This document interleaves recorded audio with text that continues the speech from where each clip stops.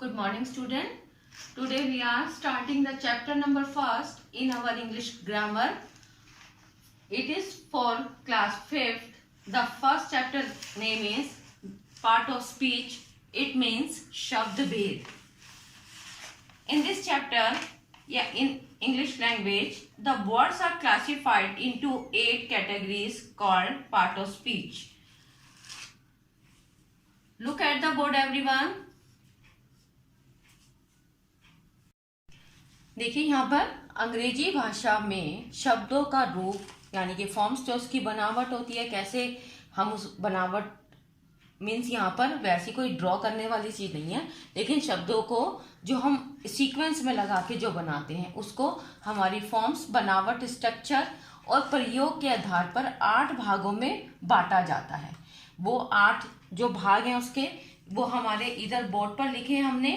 First noun संज्ञा, pronoun सर्वनाम, verb क्रिया, एडवर्ब क्रिया विशेषण, प्रीपोजिशन संबंध बोधक, एडजेक्टिव विशेषण, कंजक्शन संयोजक, इंटरजेक्शन विस्मयादिक बोधक।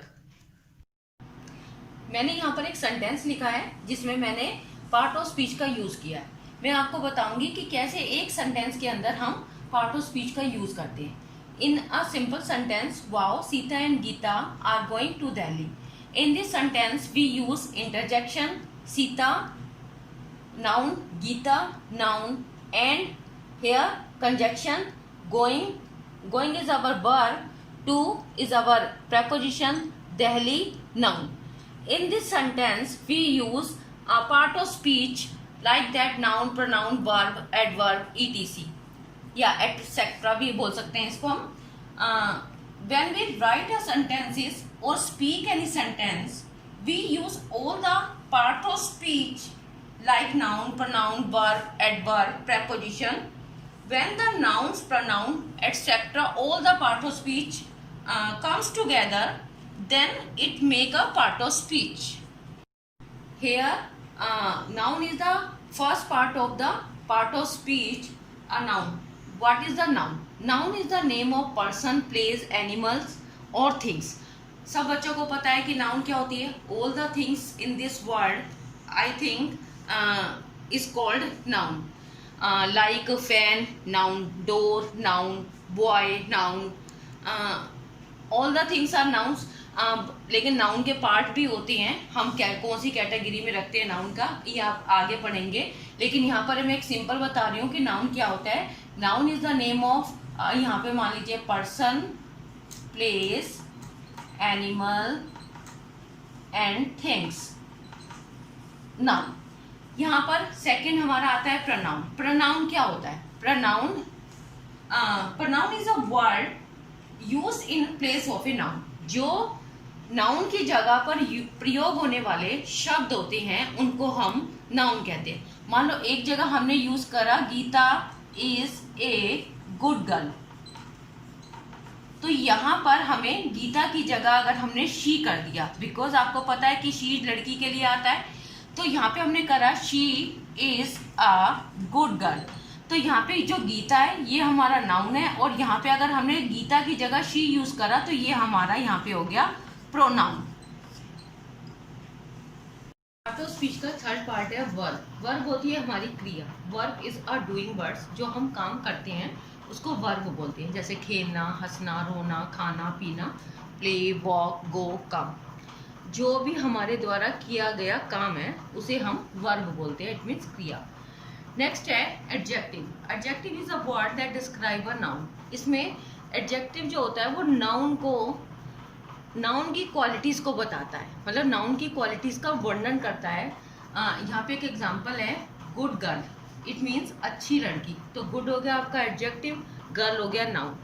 राइप मैंगो, पका आम, यानी कि जो पका हुआ आम होता है जो उसका पकना है वो तो हो गया हमारा क्रिया, वो हो गया एडजेक्टिव। और यहाँ पर मैंगो हो गया हमारा नाउन। तो यानी कि नाउन की हमने यहाँ पर बताई है विशेषता, और यहाँ पर हमने गर्ल की विशेषता बताई है। इट मीन्स एडजेक्टिव जो है वो नाउन की क्वालिटीज को बताता है।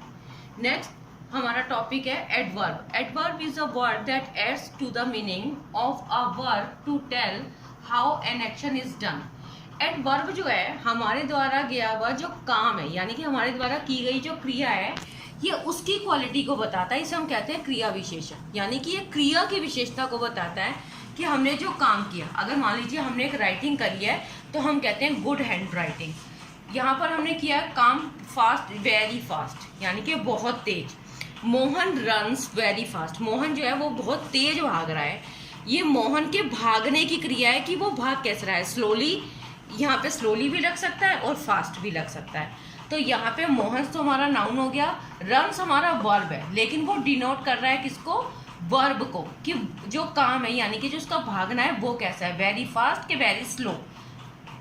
यहाँ पर केवल क्रिया विशेषण, क्रिया की विशेषता को बताने वाले शब्द को एडवर्ब कहा जाता है। Next is our preposition. A preposition is a word used before a noun or pronoun to show its relation with another noun or pronoun.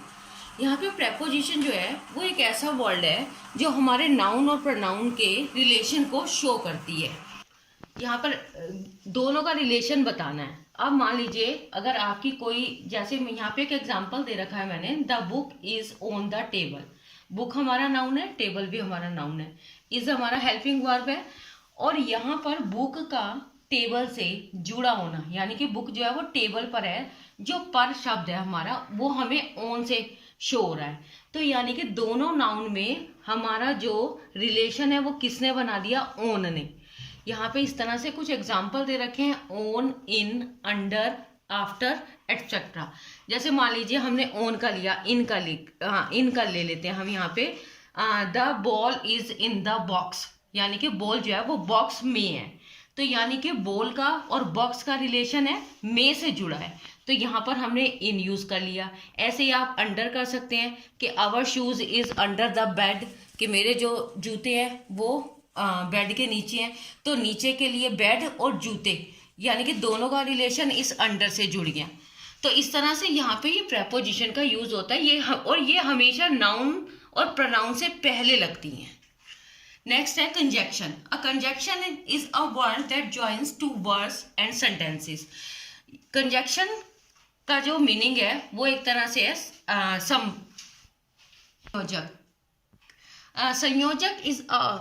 संयोजक होता है दो वर्ड को जोड़ना, आपस में जोड़ना। जैसे मान लीजिए हमारा एक सीता और गीता, दो बहनें हैं, तो सीता और गीता को जोड़ने के लिए हमने यहाँ पे एक वर्ड यूज करा है and. And is our conjunction.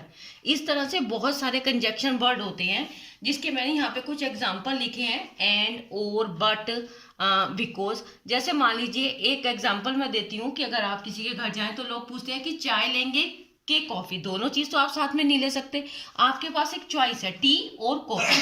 या तो आप चाय लें और या फिर आप कॉफी लें। आप स्कूल क्यों नहीं आए, बच्चे से भी अगर हम ये क्वेश्चन पुटअप करते हैं कि आप स्कूल क्यों नहीं आए, तो बच्चा भी जवाब देता है कि मैम मैं इसलिए स्कूल नहीं आया क्योंकि। तो यहाँ पे जो क्योंकि वर्ड है वो बिकॉज से उसे शो करेगा, क्योंकि मैं बीमार था, वो अपना रीजन देता है। जैसे आप एक हम बट का ले लेते हैं कि he is very intelligent but lazy. लेकिन यहाँ पे वो इंटेलिजेंट तो है लेकिन लेजी है, इसीलिए वो अपना कोई काम कर नहीं सकता। तो इस तरह से बहुत सारे कंजक्शन वर्ड्स हैं जो हम इसमें सारे शो नहीं कर सकते।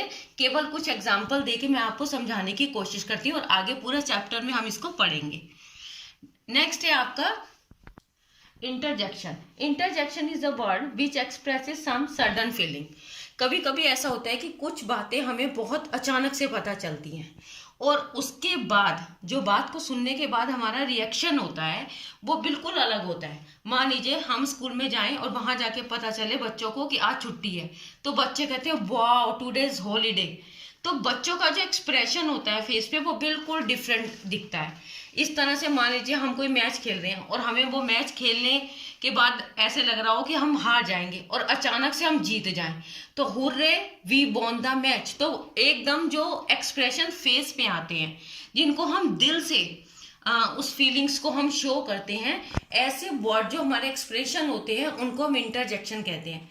और इंटरजेक्शन वर्ड में जैसे वाव, हुर्रे, ओ, अलास, बहुत सारे ऐसे वर्ड हैं जिससे हम सेंटेंस के अकॉर्डिंग यूज करते हैं। कभी कोई दुख की बात भी होती है तो उसमें हम अलग से वर्ड, जैसे अलास हमने कर दिया, ओह कर दिया, तो इस तरह से। और हमेशा आप ये भी एक ध्यान रखें कि इंटरजेक्शन के बाद एक्सक्लेमेटरी जो सही है साइन है, ये जरूर। पार्ट ऑफ स्पीच के जितने भी पार्ट थे, नाउन, प्रोनाउन, वर्ब, एडवर्ब, इनको हम अलग से अकॉर्डिंग टू चैप्टर्स भी बहुत डिटेल से समझेंगे। तब तक के लिए टेक केयर, बाय बाय।